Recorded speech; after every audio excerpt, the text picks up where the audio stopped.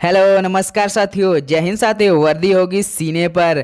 जी हाँ साथियों, अगर आप भी एसएससी जीडी एग्जाम की तैयारी कर रहे होंगे तो आपके पास बिल्कुल भी समय नहीं बचा, क्योंकि आपका 20 फरवरी 2024 में एसएससी जीडी एग्जाम फिक्स हो चुका है। तो बस केवल 1 से 1.5 महीना बाकी है। तो साथियों अब जी जान लग जाइए, आपको एसएससी जीडी एग्जाम इस बार निकालना ही पड़ेगा। उसके लिए आपको जीके जीएस का सारा सवाल याद रखना ही पड़ेगा। तो साथियों इस क्लास में हम वो सवाल करा रहे हैं जो आपका 2023 में एसएससी जीडी एग्जाम 10 जनवरी से 13 फरवरी तक हुआ था।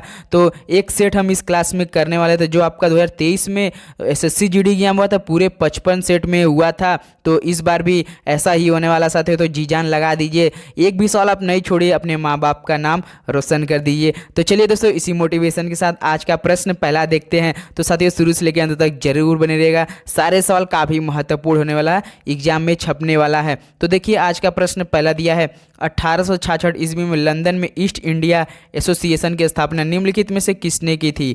तो साथियों 1866 ईस्वी में लंदन में ईस्ट इंडिया एसोसिएशन की स्थापना निम्नलिखित में से किसने की थी। तो दादा भाई नौरोजी ने की थी। ऑप्शन डी बिल्कुल राइट ऑप्शन है। तो चलिए प्रश्न नंबर दूसरे बढ़ते हैं। प्रश्न दूसरा दिया, जनगणना 2011 के अनुसार भारत के किस राज्य में महिला साक्षरता दर सबसे कम है। तो साथियों जनगणना 2011 के अनुसार भारत के किस राज्य में महिला साक्षरता दर सबसे कम है। तो ये राजस्थान में है। ऑप्शन सी आपका बिल्कुल राइट ऑप्शन साथियों। तो चलिए प्रश्न नंबर तीसरे बढ़ते हैं। प्रश्न तीसरा दिया है, निम्नलिखित में से कौन हर्षवर्धन के दरबारी कवि और हर्षचरित के लेखक थे। तो साथियों निम्नलिखित में से कौन हर्षवर्धन के दरबारी कवि और हर्षचरित के लेखक थे। तो बाणभट्ट थे। ऑप्शन बी बाणभट्ट बिल्कुल राइट ऑप्शन है।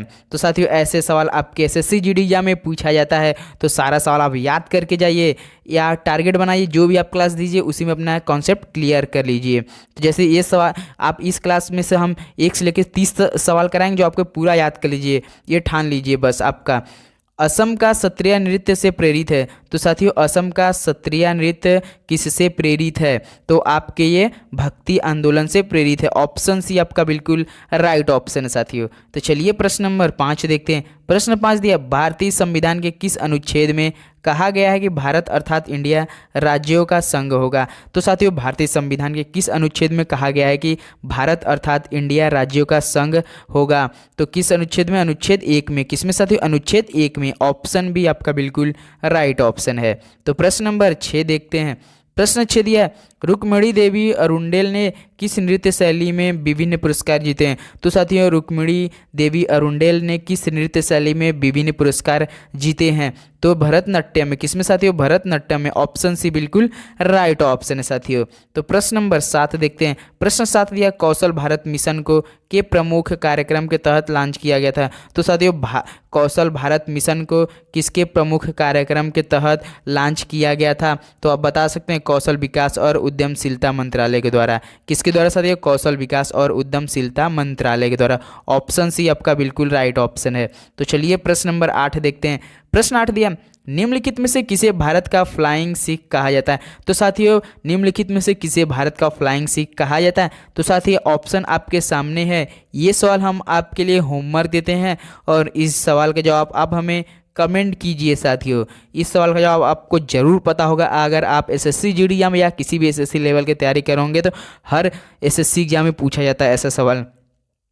तो प्रश्न नंबर 9 देखते हैं।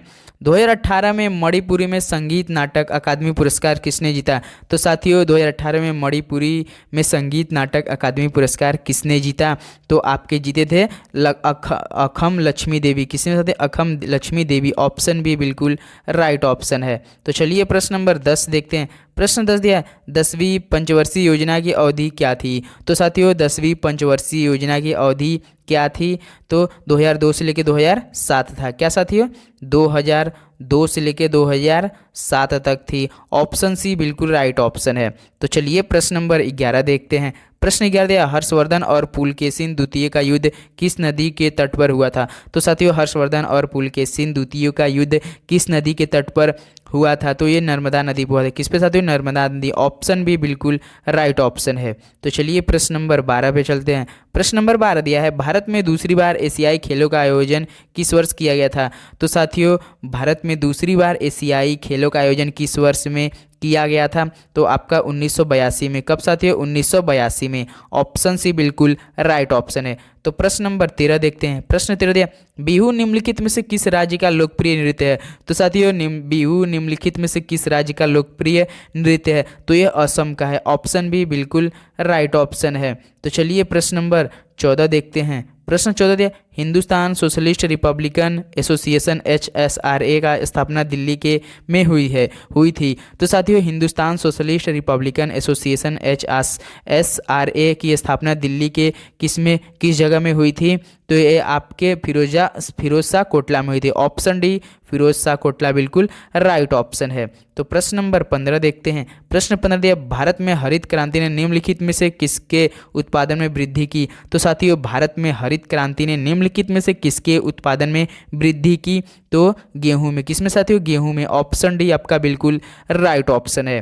तो चलिए प्रश्न नंबर 16 देखते हैं। प्रश्न 16 दिया, पौधे में स्वतंत्र रूप से संगठित संवाहक नलियों के रूप में कितने पथ निर्मित होते हैं? तो साथियों पौधों में स्वतंत्र रूप से संगठित संवाहक नलियों के रूप में कितने पथ निर्मित होते हैं? तो कितने होते हैं? 2 होते हैं। किसने साथियों? 2। ऑप्शन सी आपका बिल्कुल राइट ऑप्शन है। तो चलिए प्रश्न नंबर 17 देखते हैं। भूकंप की तीव्रता मापने के लिए किसका प्रयोग किया जाता है? तो साथियों भूकंप की तीव्रता मापने के लिए किसका प्रयोग किया जाता है? तो रिक्टर स्केल का। किसका साथियों? रिक्टर स्केल का। ऑप्शन बी बिल्कुल राइट ऑप्शन है। तो चलिए प्रश्न नंबर 18 देखते हैं। प्रश्न 18 दिया है, कालजयी कृति हस्तलक्षण दीपिका किस भारतीय शास्त्रीय नृत्य शैली से संबंधित है? तो साथियों कालजयी कृति हस्तलक्षण दीपिका किस भारतीय शास्त्रीय नृत्य शैली से संबंधित है? तो ये कथकली। किसकी साथियों? कथकली। ऑप्शन भी आपका बिल्कुल राइट ऑप्शन है। तो प्रश्न नंबर 19 देखते हैं। प्रश्न 19 दिया, निम्नलिखित में से किस मौर्य राजा ने धम्म की अवधारणा को लोकप्रिय बनाया था? तो साथियों निम्नलिखित में से किस मौर्य राजा ने धम्म की अवधारणा को लोकप्रिय बनाया था? तो किसने बनाया साथियों? अशोक ने। किसने? अशोक ने। ऑप्शन भी बिल्कुल राइट ऑप्शन है। तो प्रश्न नंबर 20 देखते हैं। असम में कितने प्रकार के बिहू उत्सव मनाए जाते हैं? तो साथियों असम में कितने प्रकार के बिहू उत्सव मनाए जाते हैं? तो कितने प्रकार के? 3 प्रकार के। कितने प्रकार के साथियों? 3 प्रकार के। ऑप्शन सी बिल्कुल राइट ऑप्शन है। तो चलिए प्रश्न नंबर 21 देखते हैं। प्रश्न नंबर 21 दिया, मंत्रिपरिषद सामूहिक रूप से के प्रति उत्तरदायी होती है? तो साथियों मंत्रिपरिषद सामूहिक रूप से किसके प्रति उत्तरदायी होती हैं? तो किसके? लोकसभा के। किसके साथियों? लोकसभा के। ऑप्शन ए आपका बिल्कुल राइट ऑप्शन है, लोकसभा। तो प्रश्न नंबर 22 देखते हैं। प्रश्न नंबर 22 है, नगर पालिकाओं की शक्तियों, प्राधिकार और उत्तरदायित्व किस अनुसूची के अंतर्गत आते हैं? तो साथियों नगर पालिकाओं की शक्तियों, प्राधिकार और उत्तरदायित्व किस अनुसूची के अंतर्गत आते हैं? तो किसके अंतर्गत? 12वीं अनुसूची के अंतर्गत आते हैं। ऑप्शन सी 12वीं बिल्कुल राइट ऑप्शन है साथियों।